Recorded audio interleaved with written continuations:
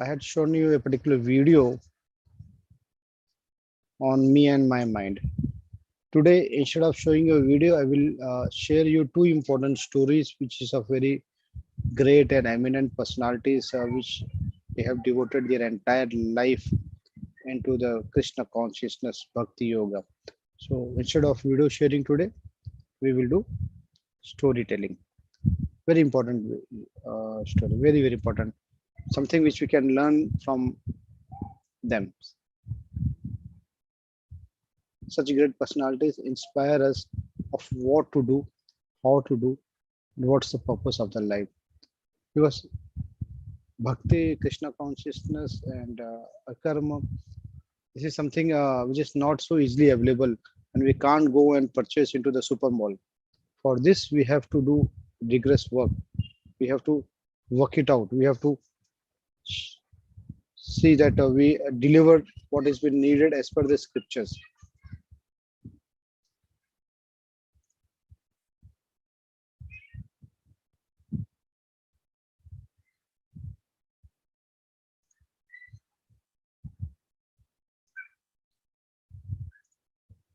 Let me share the screen. Ataji, can you see the screen? Yes, Prabhuji, screen is visible. So you see, the title is Karma Yoga. That means Krishna consciousness actions. So whatever action we will do in the way we proceed for Krishna consciousness.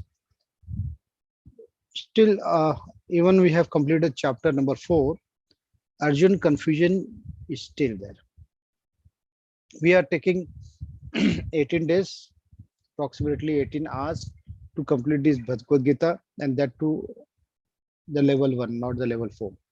But in actuals, do you know, this Bhagavad Gita was spoken by Krishna to Arjun in 40 minutes. Within 40 minutes, the entire Bhagavad Gita was completed. But we are not so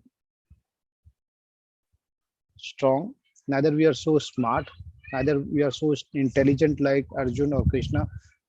That's why we need more than 40 minutes. We need 18 hours, and that too, it's a not guarantee that we will understand the Bhagavad Gita 100%. But instead of understanding Bhagavad Gita, if we understand the essence of Bhagavad Gita, even if we understand Bhagavad Gita 2%, 5%, 10%, 20%, and whatever extent we can understand, that will be the real best investment of our life. Even 5% of understanding of Bhagavad Gita can make a huge difference within us. Definitely, we are not so smart as Arjun, but we can walk on his footsteps. Like the Arjun is confused, we are also confused. So today, the confusion is related to what? Let's see. Arjun is saying in the first sloka, Arjuna vachaha sannyasah karmanam Krishna punaryogam cha sansasi yat shreya yato ekam tanme brahmeshu nishchitam. Arjuna is saying, oh Krishna, first of all, you asked me to renounce the work. That means leave the work. And then again, you recommend work with devotion. So at a time you are saying leave the work, renounce it. And another time you are saying that do the work with devotion. So what should I do? Whether should I leave it or should I continue to do the work with devotion? Now, will you kindly tell me definitely which of the two is more beneficial? So Arjuna is asking to Krishna, tell me what should I do? Should I leave the work? Should I renounce it? Or should I continue to do the work with devotion? And out of these two, which one is actually the one which is going to be beneficial? So let's see. The question of Arjun is, should I stop sowing the tree? What should I do?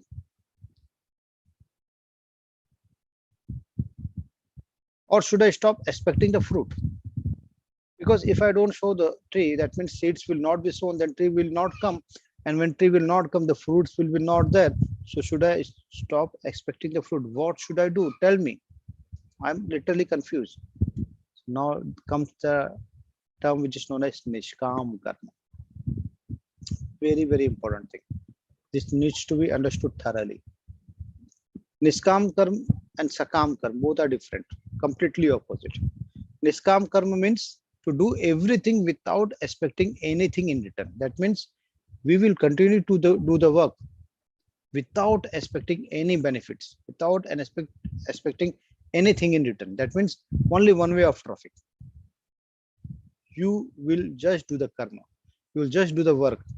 Whether you are getting the benefit of the work, whether you are getting the fruits of the work or not, doesn't makes you worry about it. There's no difference for that. Whereas Sakam Karma is completely opposite. Sakam Karma is fruitful work, fruity work, wherein you do the work with an expectation that if I will do, this is the benefit I'm going to get. This is the fruits of my work. That's why we say fruity work or Sakam. Sakam people, there are most of the people are Sakam. The nature of these people is that if they want to meet you, they will first analyze whether is there any benefit in meeting this person or not. If there is any benefit meeting this person, then they will call you, they will meet you, or else they will completely avoid you. You may call them 100 times, they will never pick up the phones. That is Sakam Karma. Unless and until there is a benefit associated, the work is not happening. If there is benefit, work will happen. That is Sakam. That is fruity work. And Niskam is completely opposite. Just do the work without thinking about the results. Because in the second chapter, if you remember, Krishna said, Karmane vadikaraste ma phaleshu kadachan. That means you have the right to execute the work. You have the right to perform the work without thinking about the results of the work. Because you are not the one who is going to govern the results. I am the one who is going to give the results. And that rights rest with Krishna. So just do the work without thinking about the result. Then only you are going to get benefited. That is the right way of working. That is the right approach. Nishkam karma will liberate you. Actually, the liberation comes through this particular path only.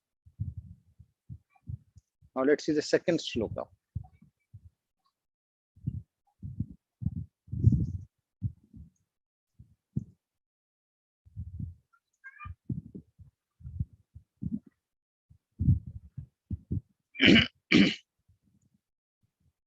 Second, in this slok, Krishna is clearing the doubts. The personality of Godhead replies to the Arjun. The renunciation of work and work in devotion are both good for liberation. That means both are good for liberation. Both will liberate you.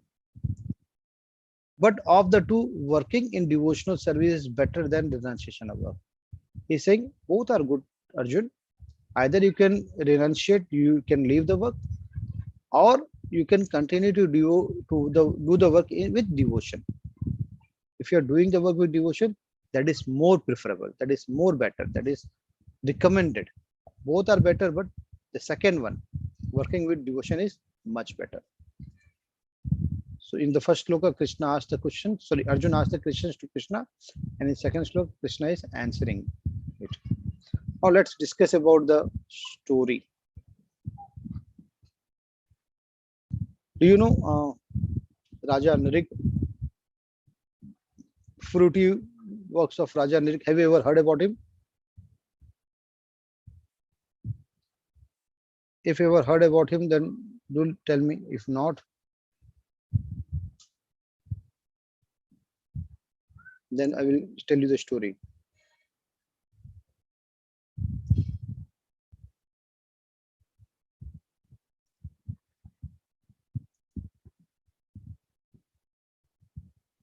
I believe since you are not knowing, let me tell you the story. It's a very fantastic story. Sam is the son of Lord Krishna. So one day, I'm telling you the story. One day, Sam and other young boys of the Yadav dynasty, Yadukul, went to the forest to play. And after playing for a long time, they become very thirsty, very, very thirsty, and began looking for the water. Inside a dry well, they found an amazing creature. Now, when they started looking for water, they found that there is a well.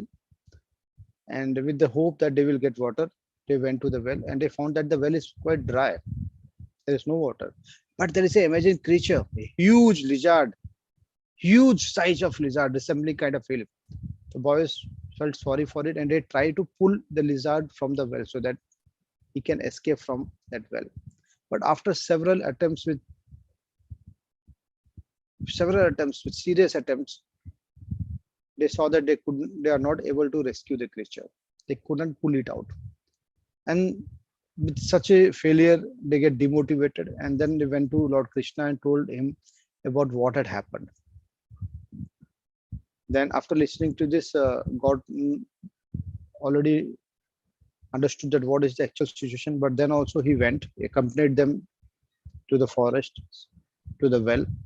And what he did, he just put his hand into the well and he easily lifted the lizard out. Something which the Sam and other boys couldn't do, Krishna easily has done with just a single hand. Just by the touch of Lord Krishna, that creature, the huge lizard, transformed into a demigod, a kind of luminous person. Then Lord Krishna asked, "Oh, I'm very surprised to see you. Who are you? How did you assume such a lowly form? How do you become a lizard?" The divine luminous person said, "My name is Nrig. I am the son of Ikshwaku." Ishwaku, I have told you on the day before yesterday, that Ishwaku is the dynasty of Raghu, Ramachandra, our Lord Ram, forefathers of Lord Ram is Ishwaku. So I belong to that particular dynasty, and I was famous for giving charity. So when Krishna is asked that, how do you assume such a low form of lizard? He said that you know everything, but then also since you are asking, let me tell you that I was famous for giving charity. I used to give huge charity, and I was proud of that charity. That I am so generous. I am doing such a charitable work that no one else can match me in that sense. Indeed, I gave away countless cows to numerous Brahmins. But on one such occasion, a cow belonging to a first class Brahman come, wandered into the herd, unaware of this. What he has done, he has actually donated or given a charity of a cow to one of the Brahman. And when the Brahman took away the cow come back into the herd. He again stood there. So the king was not knowing that this is the cow which has already been donated. Unaware of this, the same cow was given as a charity to another Brahman. That means the cow was being donated to two Brahmans. First Brahman took away, but the cow somehow returned back, and the same cow was being again donated by to the another Brahman. And King Rig is not aware of the fault. When the cow previous owner saw the second Brahmana taking his cow away, the first Brahmana claimed that the cow is his property and began arguing with the second Brahmana.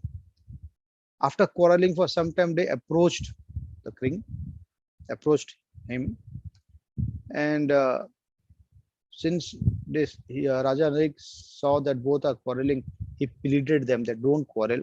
Instead of this cow, I will give you 100 more cows, 1,000 cows in exchange for that one cow. But please forgive me for the offense because this offense is done by me. I was not aware of this. And unknowingly, I committed this sin. But the first Brahmana said, "You are thinking that you are giving me 1,000 cows instead of one. I am not that kind of Brahmana that I will take 1,000 cows instead of one. I want my property, and that cow is mine. Don't don't do some such corruptions with me. Give that cow, or else I will not take anything else. Forget about 1,000 cows. If you are not giving this cow, then I will leave and I will give you curse." But neither of the Brahmin, neither the first, neither second, no one was ready to accept 1,000 cows in place of that one. Because those time the Brahmana also has very high regards and values. They don't want to compromise on their values, and the matter was unsettled. Shortly thereafter, what happened? The first Brahmana gave a curse that you have changed the color like a lizard. You had offered me the cow, and then you had offered the same cow to the another Brahmana. It's not the fault of this Brahmana, it's the fault of yours.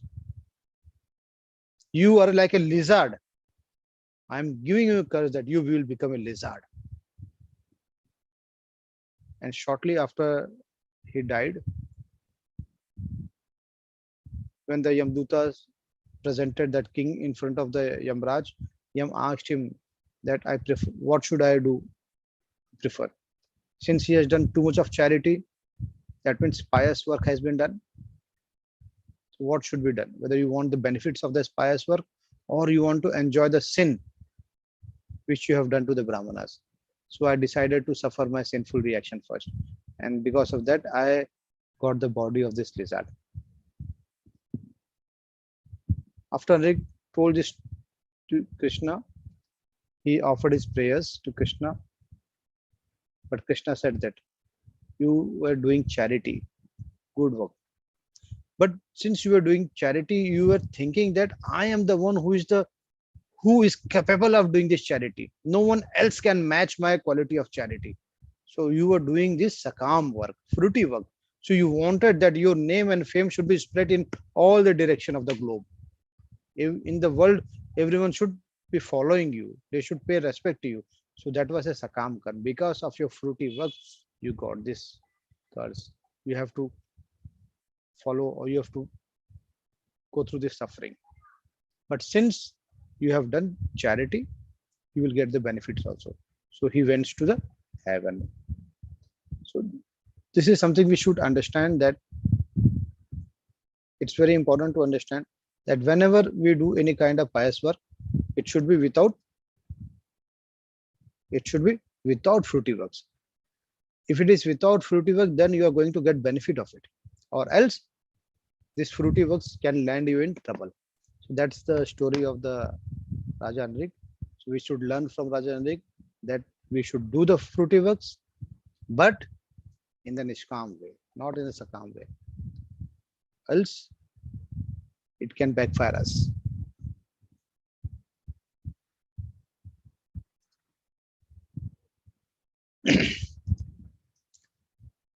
So Krishna is saying, sowing the tree, sowing the seeds for the tree is your duty. But do it for me and I will take care of the fruit for you. So when you're sowing the tree, don't think that since I'm planting the tree, so the one that once a day the tree will become big and I will enjoy the fruits of the tree. Now, don't think that way. Just do your duty of planting the tree. Whether to give the fruit or not is my work. If you assume that since you're not going to get the fruits, you will not plant it, then it's wrong. Do considering as a duty. Now, let's see. This particular person is a non-devotee. He is earning huge amount of money. He is a millionaire, earning daily lakhs of rupees. Since he is a non-devotee, what he is thinking, I am earning this money because it's mine. I am so talented that because of my plans, because of my talents, because of my educational work, because of my project planning capacities, I am earning this money. This I is nothing but sakam, fruity work. He is thinking that the actual doer is himself. I earned it, so it's mine. But someone who is a devotee, if he gets such a good amount of money, he will say, I am getting because it's all the mercy of Krishna. If I have intelligence, if I am doing better planning, if I am doing better execution, it is all because it's the blessing of Krishna. So non-devotee will give the credit to himself only, whereas devotee understand that it's all happening because of Krishna.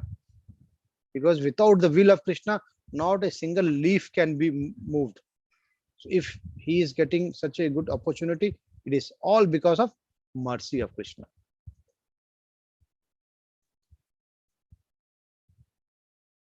So let's see the next shloka. What Krishna is saying. One who neither hates nor desires the fruits for his activity is known to be always renounced. So if you are saying you renounce, you know to do tyag. Tyag will come when you don't hate, neither desires the fruit of the Krishna. Then only you can say that yes, I am renounced. Such a person free from all the dualities easily overcomes material bondage. He can easily overcome this material bondage and is completely liberated. O mighty armed Arjuna. Krishna is saying, if you feel that you want to get liberated, then both the things needs to be done. First, you should neither hate nor desire the fruits of these activities. Since you are doing niskam, that means you are not thinking about the fruits. But that doesn't mean that you should hate the fruits. You should not hate also. You should go about it. That means karma yoga or karma sannyas. Krishna is saying, renounce the fruit of the karma, not the karma.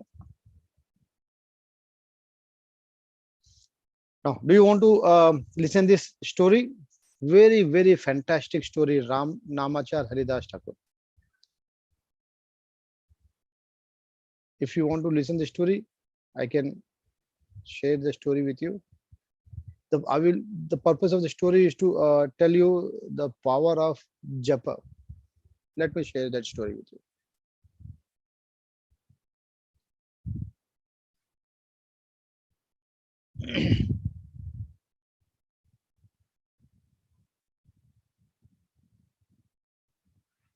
Just a second.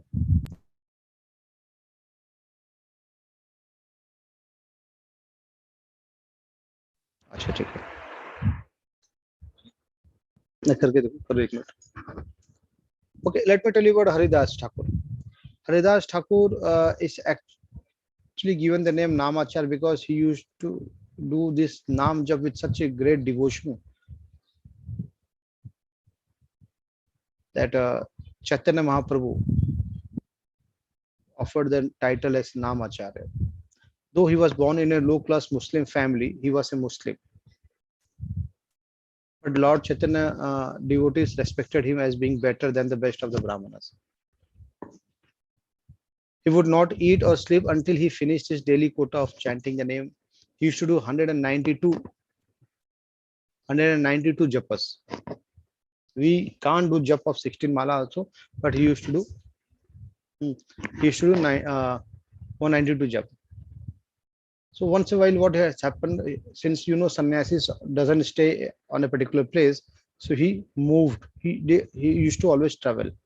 He reached the forest of Benapola in Bengal. He stayed in a gufa, solitary forest. He planted a tulsi plant there, and he used to do japa in front of the tulsi tree, tulsi plant, and minimum 192 malas. 192. He chanted throughout the entire day and night. For his bodily maintenance, what he used to go to Brahmana's house and beg for some food, and with that food, he used to manage his living. But he was so spiritually advanced that his influence was been spread in the neighboring part. And a landholder, Jamindar, basically, named Ram Chandra Khan, was the Jamindar of that particular district. He was envious of the Vaishnavas, and therefore he was a great atheist. Unable to tolerate the respect which Haridas Thakur was getting, he planted to dishonor him. He thought that I will dishonor him because he doesn't respected any of the Vaishnavas. By no means could he find out any fault in Haridas Thakur, in his character. Therefore, he called for a local prostitute, the famous prostitute, known prostitute of the entire district, and planned to discredit Namacharya Haridas Thakur. Ramchandra Khan said to the prostitute that there is Haridas Thakur, all you devise a way to deviate him from his vow of austerity. Among the prostitute, one attract, since the prostitute said, okay, that's not a big deal. I am so beautiful that I can easily get this man trapped. I will dishonor him. Don't worry. Just give me 3 days. I will manage entire thing. She promised that within 3 days the work will be done. And but in return, she demanded huge amount of money. Ramchandra Khan said, "Yes, don't worry. I will give whatever you want." So she said that, "Don't worry. I will have a union with Ramchandra Khan. And when I will have a union, the first day I will have a union. Second day again when I will have a union, I will inform you. You come with the villagers and you can caught me red-handed, and then your work will be done." At that night, the prostitute, after dressing herself most attractively, went to the cottage of Haridas Thakur where he was doing japa with great jubilation. After offering obeisance to the obeisance to the tulsi plant, she went to the door of Haridas Thakur. She sat there and said, by exposing her body, since she was so beautiful, she sat down and spoke to him in very sweet words. My dear, oh great preacher, oh great devotee, you are so beautiful, and you are a youth. You are in the just beginning of your youth. Who is the woman who could control her mind after seeing you? I am eager to be united with you. I want to enjoy you. You please enjoy me. My mind is greedy for you. If I don't obtain you, I shall not be able to keep my body and soul together. I need you. I need you badly. Satisfy me. Haridas Thakur replied, I shall accept you without fail, but you will have to wait because I have to finish my chanting. My regular rounds are yet to be finished. Until that time, please sit and listen to the chanting. As soon as I will finish, I will fulfill your desire. Hearing this, she happily replied, oh, no, no, no problem. Continue your chanting. Once you finish, we will do the union. And Haridas Thakur started chanting on his beads until the light of the morning appeared. That means entire night he chanted. When she saw that it was the morning, the prostitute stood up, stood up and left for her home. And Ramchandra Khan met her and asked whether you had a union with him. Shall I come tomorrow to caught you red-handed? She said that no, no, today didn't happen because he said that chanting is still not completed. So let me do the chanting, and once the chanting will be done, then I will fulfill your desire. So today, don't worry. Today I will have a union with him, and then you can caught me red-handed. The next night, the prostitute again came. Haridas Thakur gave her many assurances that last night you were disappointed. I know you are not happy because I didn't fulfill your desire. But don't worry, I am chanting fast today so that my chanting will complete soon. And once my chanting will be finished, I will satisfy your desire. And whatever you want, I will fulfill it. She happily replied, okay, no issues. I am sitting here. She sat down and Haridas Thakur started chanting. What he was chanting? Hare Krishna, Hare Krishna, Krishna Krishna, Hare Hare, Hare Rama, Hare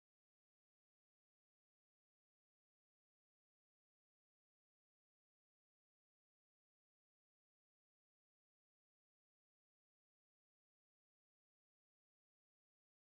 Hare Hare. He was chanting this until the time Prabhuji.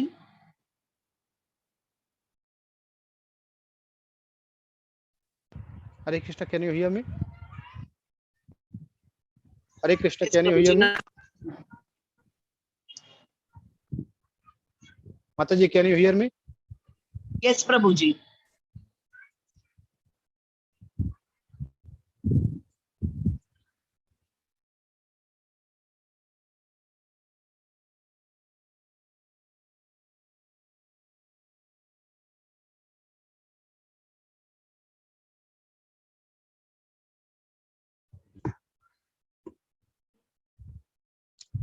Can you hear me, Mataji?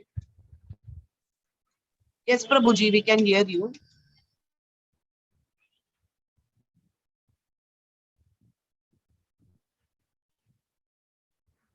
Hmm?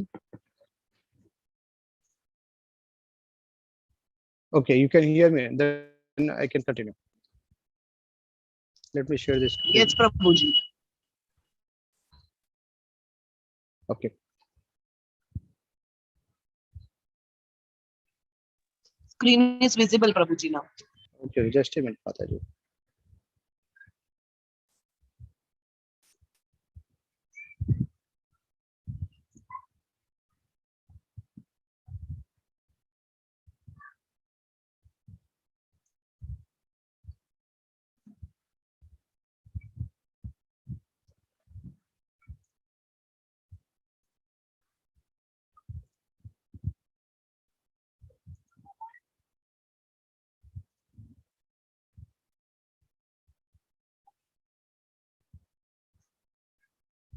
Mm,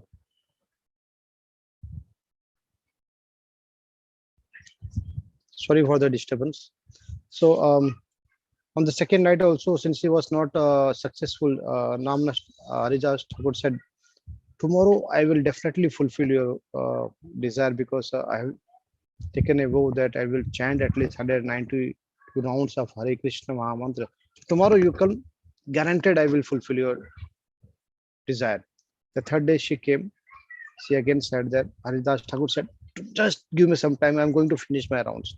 But since Haridas Thakur was chanting, the pleasant way he was chanting and the effect of that chanting was such a way that that prostitute also started chanting. She was also started whispering Hare Krishna, Hare Krishna. So that was the effect that chanting bring to her. And then when she realized that she is doing something wrong, then she felt at the footsteps of Haridas Thakur and she confessed that I had been sent by Ramchandra Khan to disown you, to dishonor you. But actually, you are a true Vaishnav. I accept my misdeeds. I am wrong because of the money I had accepted to do this for Ramchandra Khan. But please forgive my mistake and please make me your disciple. Please become you become my spiritual master so that I can get rid from my sin. So Ramachar Haridas Thakur said, if you are really wishing to do this, then since you are a prostitute, I know everything. I know that what plan you had made, what Ramchandra said to you. You had asked for 3 days. I know everything.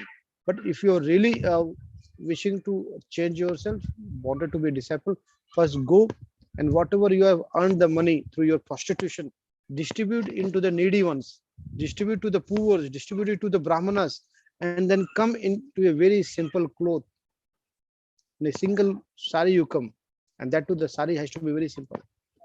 She went, she distributed all her belongings, all her hard-earned money, which she has done from prostitution. And after distribution, after doing the charity, she came, and then Nam Haridas Thakur accepted her as a disciple, and he gave him the mantra, and she started also the chanting. So that's the power of chanting. That even a crooked mind and even a non-devotee can also be changed, and his heart can be purified by the chanting. So we have seen two stories today. These both stories. Mataji, am I audible? Yes, Prabhuji, you're audible. So let's move with the class. The seventh sloka says, one who works in devotion, who is a pure soul, and who controls his mind and senses is dear to everyone, and everyone is dear to him. Though always working, such a man is never entangled. Never entangled.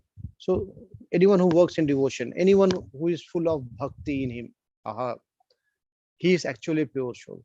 In a pure soul, only bhakti can reside. And who can control his mind and senses is dear to everyone. Everyone will accept that particular person, and everyone is dear to him also. So if you want to make a change, then this is the requirement. And anyone of you who wants to know how to control the mind, it's a tough task, but not an impossible one. I have already taken a special class on mind control techniques. That classes video I have taken two classes, day one, day two. Both days video is already there on my YouTube channel. You can go to that my YouTube channel. You can search for this mind control techniques. You can go through it. If you can control your mind, nothing like it. Mind will be your best of the best friend, and you can do anything which you can wish to do. But if your mind is not controlled, then it's difficult to manage. The next sloka says, one who performs his duty without attachment, surrendering the results into the Supreme Lord, is unaffected by sinful actions, as the lotus leaf is untouched by water. That means, again, Krishna is saying, Krishna is emphasizing very clearly that do your work without affection to the fruits of the work. Don't think about the result of the work. Offer the result of the work to the Krishna. Just do the work without thinking any result. And for us, it is difficult to think this also, because in our entire life we have done the work by thinking about the result of the work. But it's the opposite which Krishna is asking. And if we are able to do this, then definitely this is the way which can help us to rid away from the miseries. We can, the miseries will automatically go away. The problems will automatically start solving, because expectations is the mother of the problems. We keep too much of expectations, and when expectations mismatch, then problem arises. So let's stop doing expectations. How? As the lotus leaf is untouched by the water.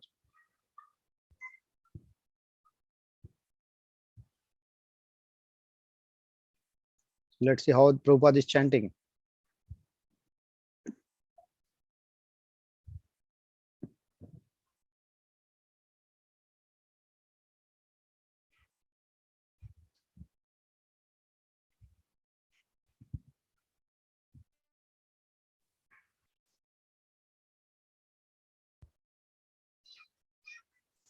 So let's move on. The next sloka says, the steadily devoted soul attains unadulterated peace, because unadulterated peace. Steadily devoted soul attains unadulterated peace because he offers the result of all the activities to me. Whereas a person who is not in union with the divine, who is greedy for the fruits of the labor, becomes entangled. So you can see someone who is doing offerings, someone who is doing offerings of the fruits of the work to Krishna, he is free from material bondage. He is unadulterated. And someone maximum, when I say someone, maximum of the people think of the work with some expectations. Greed of the fruits are there. And since greed of the fruits are so welcoming that particular person, that he always gets entangled. Our greed is of our tongue. If you continuously try to satisfy the five senses, the touch, the ear, eye, the tongue, everything, if we try to satisfy these five senses, it will never ever get satisfied in the entire lifetime. Many of you would have been doing Ekadashi fasting today, right? If you do Ekadashi fasting, if you are really divine, well and good. If not, if you have started this journey, especially on the day of the fasting, your mind always goes somewhere thinking of something better to get to eat, because our tongue is such that it's difficult to get satisfied. So we should be satisfying our senses through spiritual practices, or else we will become entangled. You can see, if we continue to eat meat and try to drink liquor at lifetime, we are going to get life like this in the next birth. What Krishna is saying, the humble sages, humble sadhus, humble sadhu purush, what they do, by virtue of true knowledge, see with equal vision a learned and a gentle Brahman, a cow, an elephant, a dog, and a dog eater, outcast. That means someone who is a sadhu, someone who is a param Vaishnava, someone who is a true Vaishnava, he sees Paramatma, he sees Paramatma in each and every individual, whether it's a Brahman, whether it's a cow, whether it's a dog, whether it's an elephant, whether it's a dog eater. Dog eater is known as Chandal. So, for such a elevated spiritual person, every individual, every living being is same. He doesn't differentiate between living beings and human beings. He sees the Paramatma present in each and every body. He will never do discrimination with anyone because he sees that, oh, he's also Paramatma, he's also Paramatma, he's also Paramatma, because Paramatma resides everywhere. Now, if you see, an intelligent person does not take part in the source of misery, which are due to contact with the material senses. O son of Kunti, such pleasures have a beginning and an end, and so the wise man does not delight in them. That means anyone who is an intelligent doesn't want to be part of the misery. He wanted to be detached from the material senses. And someone who's not so intelligent always think of satisfying the material senses, and this material senses never get satisfied. Let's take the example. The female elephant and the male elephant. You know the story. The male elephant is highly sexually activated. He always think of the sex. The male elephant. When he sees a female elephant, he starts running behind that female elephant, thinking of doing a union with her, thinking of mating with her.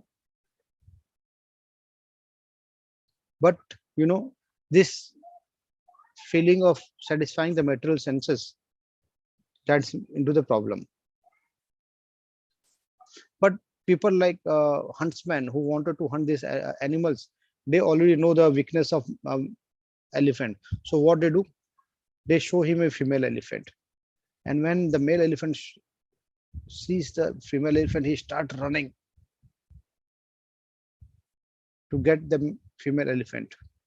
And what the huntsmen do, they dig a huge hole into the earth. They create basically an earth pit, and they cover it with grass so that the elephant shouldn't notice it. And in the race to get that female elephant, he gets into that trap, and he's caught by the huntsman. So he gets caught. He got trapped. Why? Because he wanted to satisfy his material senses, ichha tripti. He wanted to satisfy his sexual feelings. Similarly, people like human beings like us, if we have a sexual affair out of our marriage, then we are also in the same situation. We wanted to satisfy our greed of lust, and in this satisfaction of lust, we do wrong things, and then we are caught into tough situations. Tough situations. That's why ISKCON has four principles, four regulative principles for devotees. First, no intoxications, no meat eating, no gambling, and the fourth is regulative sex. That means only you have to be united with your wife, no one else. No sex out of marriage, and that too, the regulated one. If you follow these four principles, then you can easily try to control the material senses, or else your situation will be like elephant.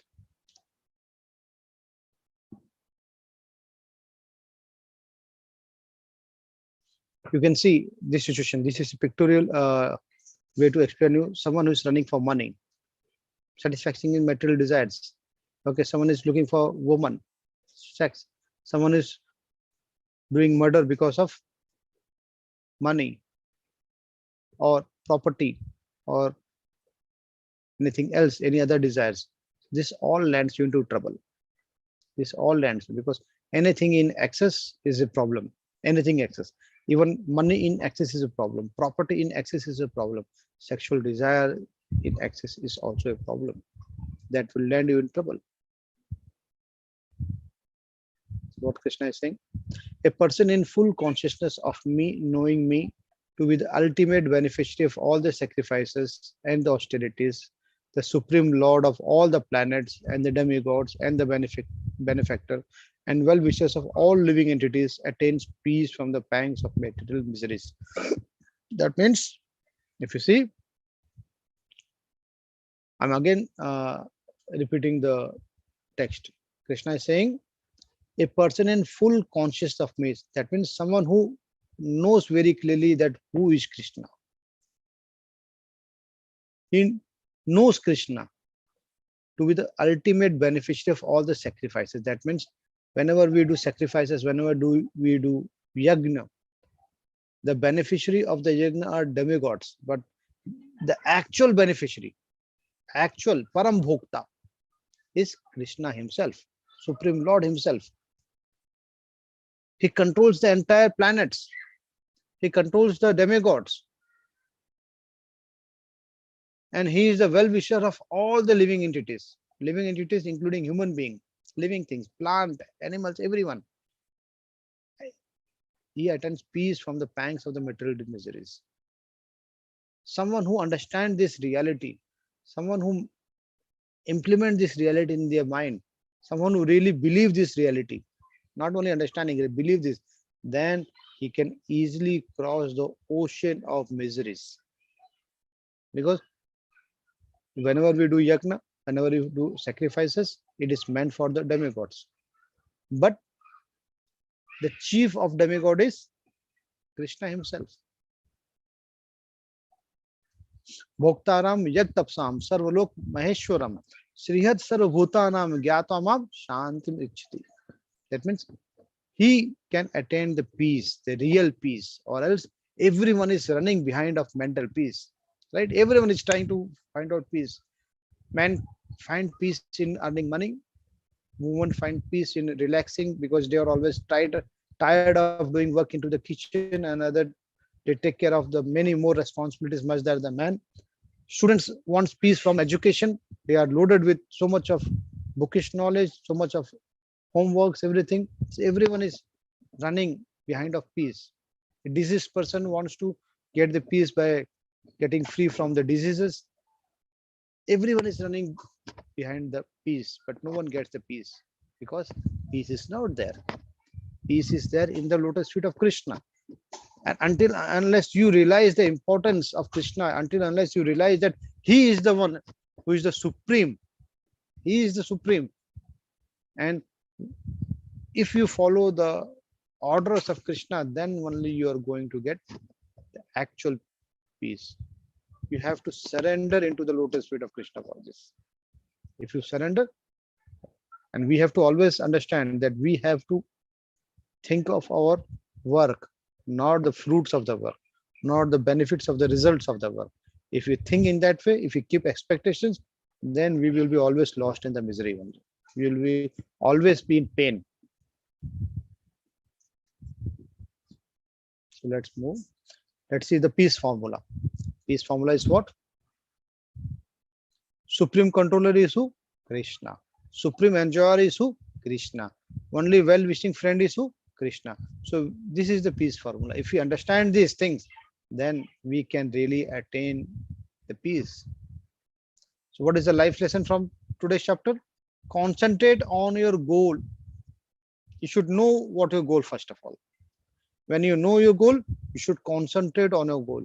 Do your work. Do your work and not focus on the result of the work. That means concentrate to your goal, do your work and focus not on the results. Very important thing. You should know what the goal is. Then concentrate to achieve the goal by doing your work without thinking on the results of the work. So you should always remember this shloka. Karmane vadi kharaste ma phaleshu kadachana. Always, because this one sloka can change your life, can lift you from the misery. And continue to do Hare Krishna, Krishna Krishna, Hare Hare, Hare Ram, Ram Ram, Hare Hare. This is Mahamantra can lift you from the material problems. And please understand this thing. Even though this slide is in Hindi, we can easily understand that this human body is not like a paperweight. We should make use of this human body.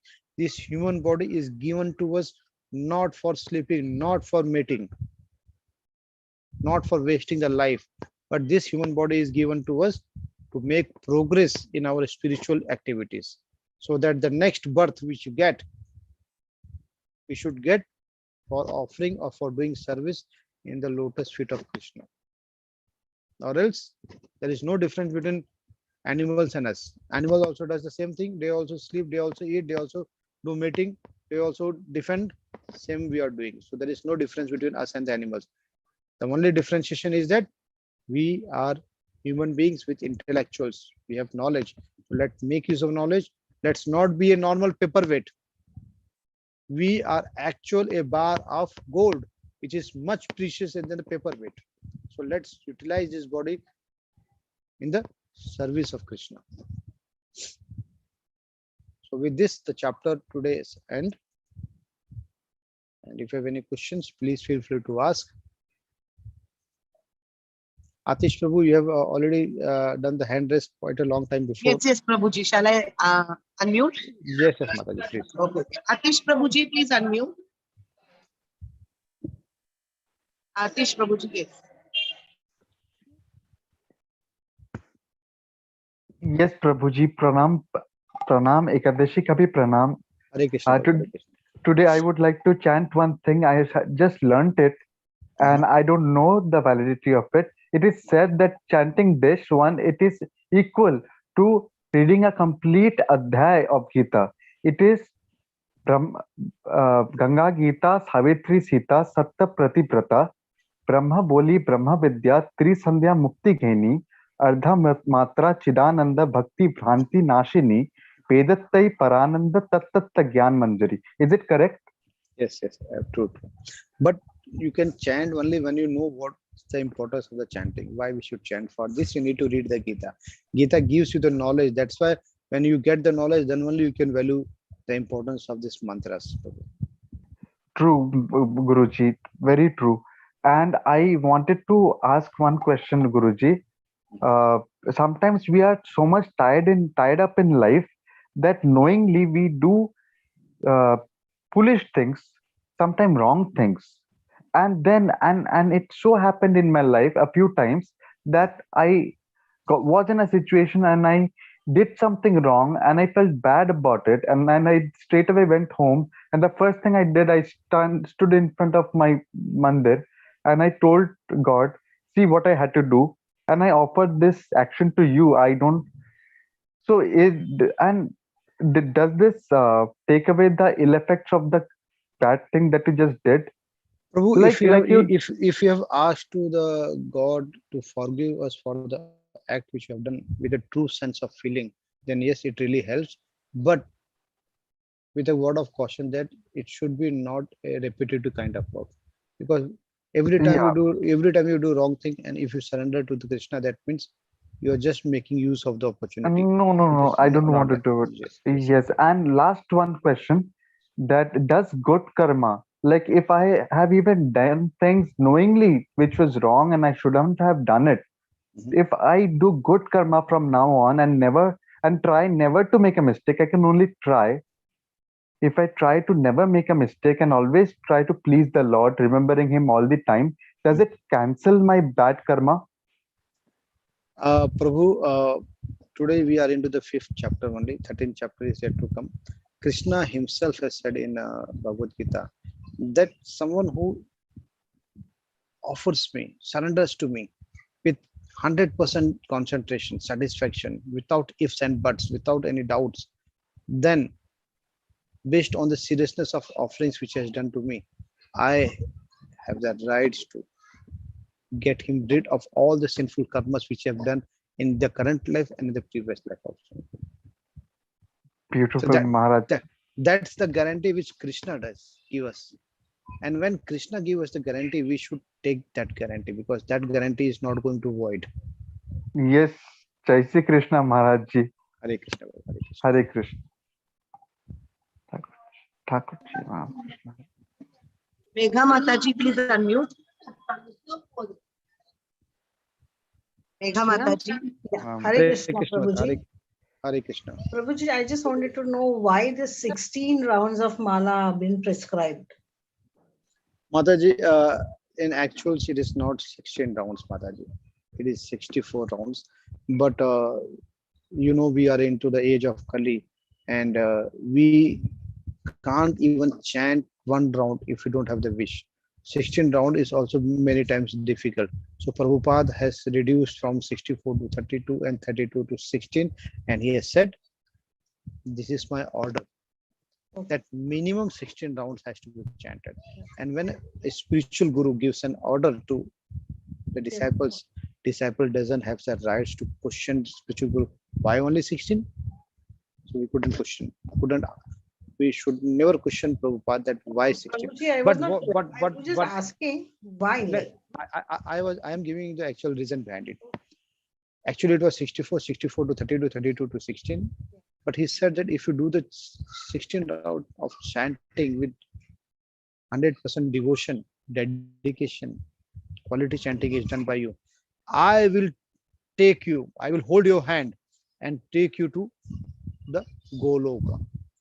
That means if you continue to do minimum 16 rounds every day with complete devotion, then Prabhupada has reserved the seats of us in Goloka, wherein Janam, Ritu, Jara, Vyadhi is not there. We don't have to return back to this material world. We will be free from the birth and the death. So as a guru, he has ordered us and we are following. So that's why we have never questioned Prabhupada. No, but then probably because of time constraint, can it be divided into some parts, like maybe 8 malas now, 8 malas in the night? Can it be done like that and complete 16 rounds in a day? Or it needs to be done at a stretch, 16 rounds?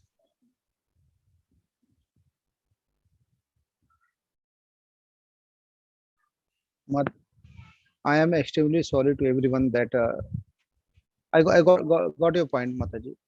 Yeah. I got your point. Extremely sorry that there is a network issues going on with some days, especially if I take the class in the morning, there is no issues. The class goes on smoothly, but in the evening when I take the class now, it gives an issue. Mataji, you can very well do the 16 rounds of chanting in any part of the day. You can do 8 into 8. You can do 8 morning, 8 in the evening. You can do 4 4. Whatever gives you the convenience, you can easily do. Hare Krishna.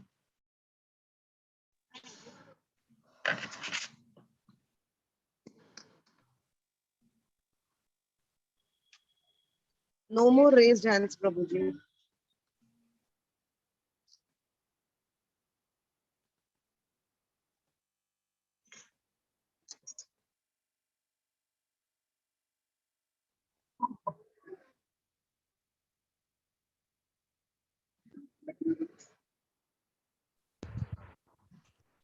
Sorry, I am. This is the regret which I am happening Prabhuji, no more raised having right hands now are that there. But one devotee is asking for that mantra which Atish Prabhuji recited now. just a second, Mataji. Let me change the network. Uh, Mataji, as I said earlier, that you are free to do the chanting whenever you have the time. It's not at all a bonding that you should do in the morning. You can divide the 16 rounds of chanting whenever you feel free. You can do in the morning, you can do in the afternoon, you can do in the evening, even in night. You can do anytime whenever you wish.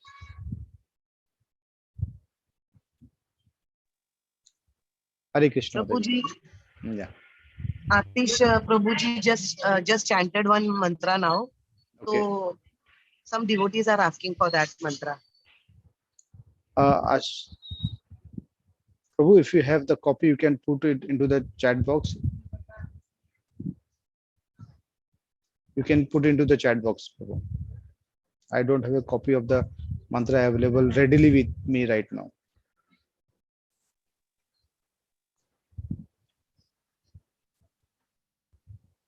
Yeah, Mataji, any other Prabhuji, question? Yeah. one question is there in the chat box. I am reading it.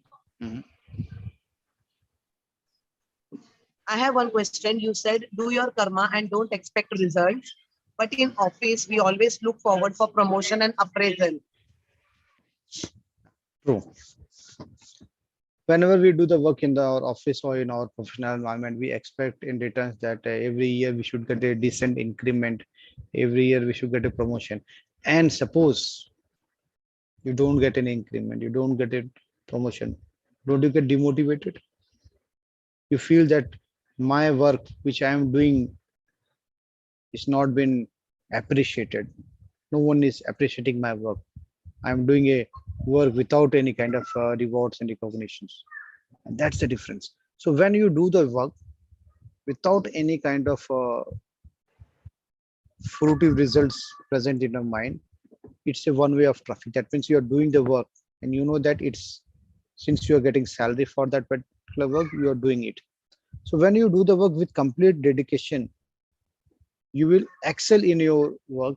The input which you are going, that will be much better, and it will be easily visible into the entire management that such a person is really laborious, he doesn't have any kind of mistakes in his work, and he deserves promotion, he deserves increment. That will automatically come as a respect to you, as a recognition to you.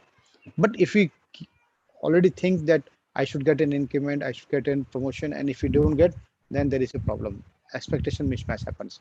So better we do our work, and the appraisals, the promotions, the increment will already follow in line. Hare Krishna. Usha Mataji, please unmute. Uh, Hare Krishna Prabhuji. Hare Krishna, It's, Mataji. it's like today is Ekadashi, so I was following. I do observe Ekadashi every Ekadashi. So today I was in Krishna Matta, and I had this opportunity of listening to the chantings by actual ISKCON devotees were there. It was actually a coincidence. I usually go in the morning, but today I was held up due to some work, so I went in the afternoon, and I got a wonderful chanting this one. So what I just wanted to tell with respect to this one is like every day I listen to the discourses here, and every next day I get something which makes me associated more with the Krishna. So I don't know what is the coincidence, what is happening, but each and every day is making me more and more connected to my Krishna, which anyhow we are very strong faith in Krishna movement. One thing I wanted to tell, it's like not a question, but it's now I can understand. In my house, I'm married for last 21 years, and my husband is Sridhar, and he is the one who follows Gita without reading it. It's like he is detached. He doesn't expect a promotion, or even if he is not getting a promotion, he's not unhappy. If he gets a promotion, he is not very happy. And I feel always jealous, like he gets everything, he doesn't expect anything, doesn't expect anything, and he gets everything. He is in the top of his career in research and all, but always detached. And when I'm like he always says that either I'm either extremely happy or extremely unhappy. I don't have that samachita. So like if my works gets the fruits, I'm very delighted, and if it doesn't work out, I'm extremely happy.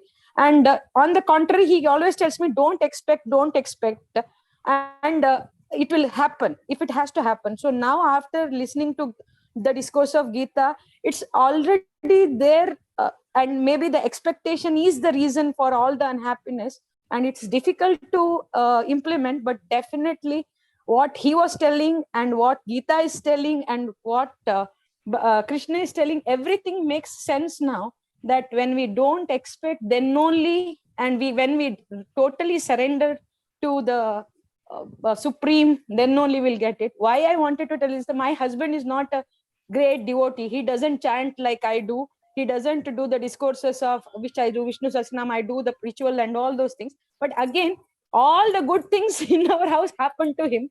That is because he is only surrenders to God, and maybe did not expect. So thank you. I think this discourse will make us understand it better, that Krishna has told it long back, but still we did not understand. So we have to do, and I will take this home lesson home, that I will do my duty, and everything I will like भगवान के चरणों में दे दूंगी, और वो हमें he will lead us. Thank you. And I don't know, I just want to say that Krishna only led me here so that we can understand what is Mataji, actually there in our Mataji, self. you belong to which particular place? I am from Udupi. Okay, you are I from stay in, Udupi. yeah, Manipal. I just wish I to be a part of that Vrindavan Please, yatra please, which I please, was there. please be a part of the Vrindavan tour if it is possible. Now, Yeah, I, let me tell you, Mataji. See, when we do the work as an offering to Krishna, then it happens with 100% dedication and devotion. And when it happens with 100% dedication and devotion, then Krishna give to us what is actually needed. It doesn't give that what we want as kind of luxury. He feels that this is needed, and many times it is much ahead than what we expect. It's beyond our expectations. Krishna can give to us. But something, if we are asking Krishna as a material kind of thing, the material attachment or material benefit that give me 2 flats, give me 3 flats, give me some properties, give me some money, give me some good car, then this is material advancement. And happiness never resides into this. Now, to be very honest, you all, with you all, because you are all devotees. I was also the same way until unless I was in connection with Bhagavad Gita and with ISKCON. Since I'm working in a professional company, I was always thinking, let me have some more flats. I had 7 to 8 flats with me. I thought, let's have some more properties. Let's have a bungalow. I had already had cars. Let's have some more cars. So I just wanted to be materially advanced. But that advancement is useless. It was a donkey's life, to be truly honest. Unless and until you really value the happiness, it doesn't come. And happiness is never there in material things. For this, happiness comes in spiritual activities. If you go and offer something to Krishna, if you go and offer something to Krishna in the temple, you will be very liberated. You will feel that, oh, today's day is something really great. Like today is Ekadashi. Ekadashi, minimum 16 round of chanting should be done by everyone. Daily should be happening, minimum chanting round of 16. But especially in the on the day of Ekadashi, it should be definitely done, because Ekadashi is a very auspicious day. And when we do this, this benefit will come in the form of spiritual activities. And spiritual activities are never so attractive like material things. Never so attractive. But the peace of mind which we get, it's not so easily available. If someone takes away the properties of ours, someone takes away the money of ours, okay, we will think, oh, it's all because of the wish of the Krishna. Because nothing happens without the wish of the Krishna. So whatever is happening, let Krishna decide. If he is giving, well and good. If he is taking away, well and good for that also. Because if he is taking away the property, that means he is taking away the material attachments from us. So if there is nothing left for us, so we have only one thing left, which is Krishna. So if this is the way we think, then problems of the life will automatically be going away. Hare Krishna Mataji. Sorry, I took away Dhanyavad. your time. Dhanyavad. Archana Mataji, please unmute. Hare Krishna Mataji. Hare Krishna Guruji. So my question is like, I have read Gita once before in a story form, but shlok wise, I have just started reading while I have joined this course. So what I am facing, like, am I reading the correct pronunciation of the shlokas? How should I check myself if I'm reading it in a right way or a wrong way? Mataji, if you are using Bhagavad Gita as it is in English or Bhagavad Gita Yatharup in Hindi, if you see, the shloka it's been broken down into different words, and with proper meaning of the words is also given there. So if you don't know to read Sanskrit properly, Right. then you should follow that practice, because by breaking the words you can easily read it, because just reading the shloka and without understanding the meaning of the shloka Yes. is of no use.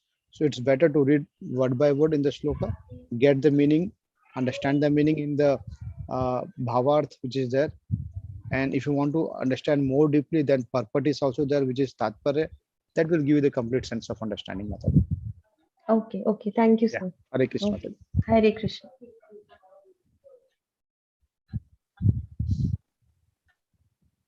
Jagdish Prabhuji. Jagdish Prabhuji.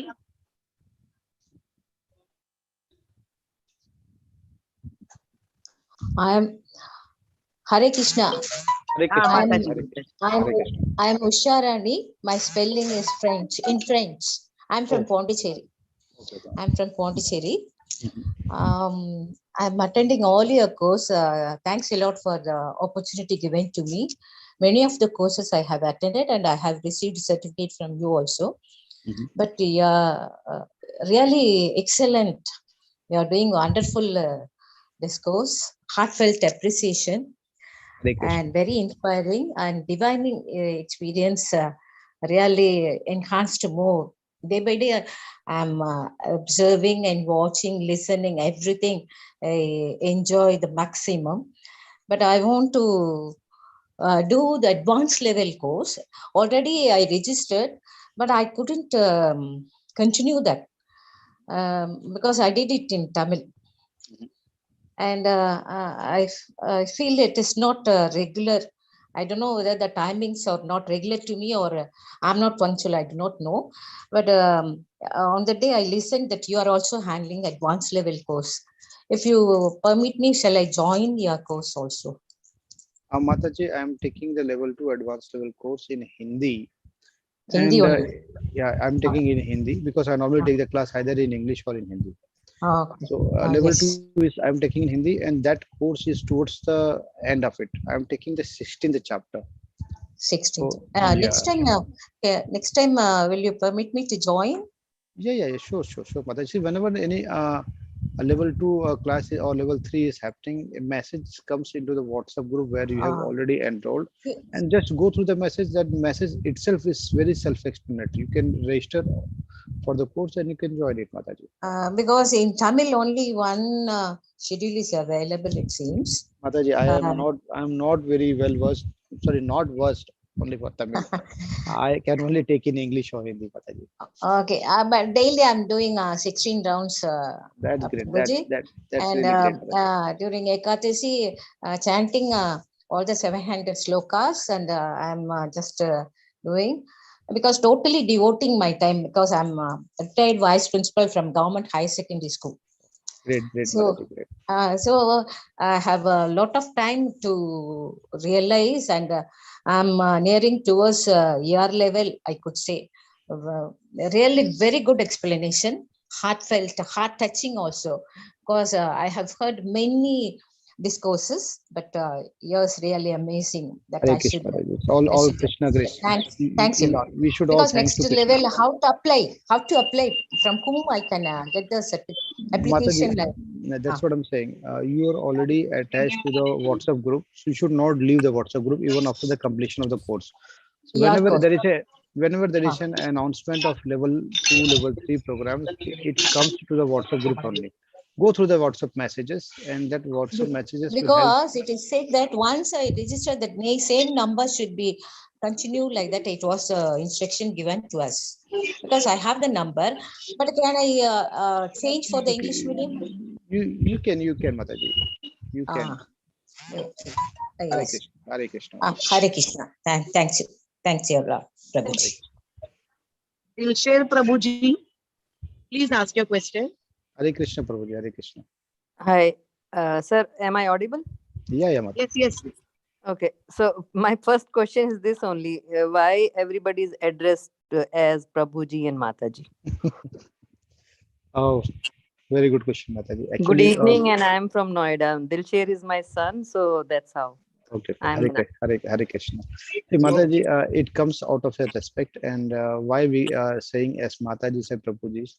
In ISKCON, there is a system that any girl who is at the age greater than 6, 7 years, we term it as we call as Mataji, so that the respect comes and our eyes are also pure.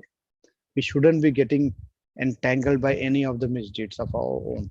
So when we say as Mataji, when we pronounce you as Mataji, Okay. respect comes. Okay. Respect comes. And Prabhuji's, when we say Prabhuji's, it's a kind of respect. Okay. Okay, sir. And the second question for the Vrindavan, is it necessary to wear Indian dresses? Because I normally don't. Mataji, when we say Indian dresses, that means something which should be very good looking, something like not a kind of torn jeans or shorts. This is not accepted or not to be liked into the pilgrimage places like Vrindavan. So a kind of dress which is good to wear. We are not saying that you should wear something else, but something which is respectable. That's it. The outfit has to be respectable. नहीं, जैसे outfit में sir, India में तो हम लोग suit, Indian suits को respect देते हैं, and girls when they wear jeans और पैंट्स, नॉर्मली हो सकता है पिलग्रिमेज में उसको नेगेटिव में देखें. So my question is that only. So one can not wear jeans और पैंट्स और anything as a lady. Mother ji, अगर पैंट वगैरह पहनते हैं तो कोई प्रॉब्लम नहीं है, बाकी चीज में कोई प्रॉब्लम नहीं है. जीन्स में क्या होता है ना कि कभी कभी बहुत सारे लोग टॉर्न जीन्स पहन लेते हैं या फिर शॉर्ट जीन्स भी पहनते हैं, 3/4 भी पहन लेते हैं. वो that is not good looking. No, like no ton thing, but as a normal jeans और पैंट्स आर ओके, राइट? या इट्स ओके. मतलब nobody will pinpoint, you know, you No, cannot no. stay See, here or... basically, when we say to be in a good outfit, is that कुछ relieving dress नहीं होना चाहिए. That's it. Okay. ठीक है sir. Thank you so much. Hare Krishna. Okay. Hare Krishna. Vikas Prabhuji, please unmute. Hare Krishna, Prabhuji. Hare Krishna. Hare Krishna. So, Prabhuji, I'm from Chandigarh, and I'm actually planning to come for the Vrindavan trip. My question is, do I need to check out the Chandigarh branch here, or what's the process? And Prabhuji, there is a background noise coming from your end. not from my side. Yeah, Prabhu, can you please repeat? I was saying that I'm from Chandigarh, so for the Vrindavan trip, do I need to, get in touch with the local ISKCON temple here, or No, Prabhuji, you don't need to get connected to the local temple, because this temple, the temple is ISKCON Mangaluru, and ISKCON Mangaluru is organizing this particular tour. So if you want to come to Vrindavan tour, I have already shared the details of the Vrindavan tour in the WhatsApp group with the link also. So you have to just go, click on to the link, make a payment of 5,000 rupees, and when you pay this 5,000 rupees, your seats gets confirmed. And when you reach Vrindavan, now you have to manage the travel on your own until Vrindavan. okay? Yeah, this 5,000 is from Vrindavan to Vrindavan. That's it. So if you're coming from Chandigarh to Vrindavan, then you have to manage the travel. Fogla Ashram is where we are looking for residential arrangements. So from there, it will start. And again, I'm saying to everyone that if you can manage, nothing like it really great, because the association of devotees which happens in this tour, that is simply which is difficult to get somewhere else. It is very important. So if you can come, please be part of this entire yatra. Thank you. Thanks, Prabhu. Yeah, Hare Krishna. Hare Krishna. Any other questions, Mataji? If anyone has, well and good. No, Prabhuji. Then we can close the question. Tomorrow is, I believe, it's a chapter Yes, on Dhyana Yoga. When we can discuss the Dhyana Yoga. One Mataji has asked a question on the very first day regarding Dhyana Yoga. We can cover that tomorrow. Till then, Vancha Kalputru Bhaisha Kripa Sindhu Bhai Patita Nam Pavane Bhayo Vaishnu Namo Namo. So let's meet tomorrow. Till then, Hare